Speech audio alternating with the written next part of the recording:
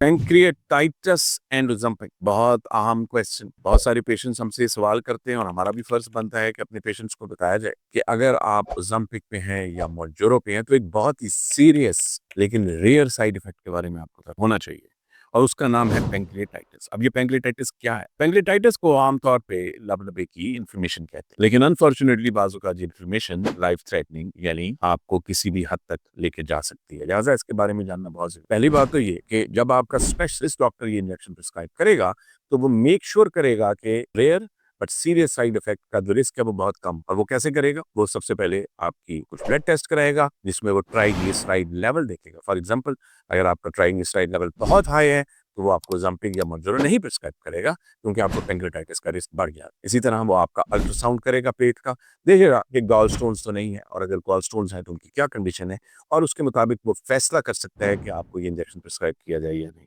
तीसरे नंबर पे वो आपकी फैमिली हिस्ट्री पूछेगा और पर्सनल हिस्ट्री पूछेगा।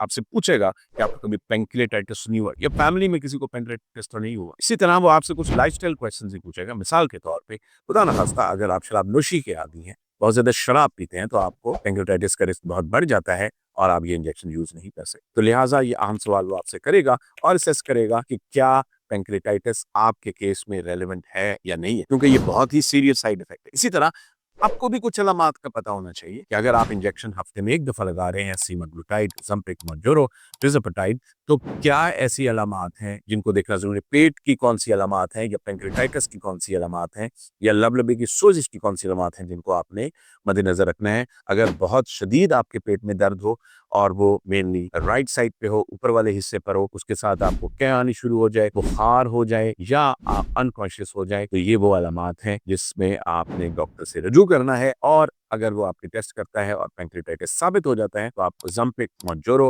रिज़ापेटाइड या सिमुलटाइड यूज नहीं कर सकते। याद रखें कि हर 1000 में से एक बंदे को ये रिस्क होता है कि उसको पैंक्रियाटाइटिस इससे डेवलप हो जाए। Thank you very much for watching this series of video.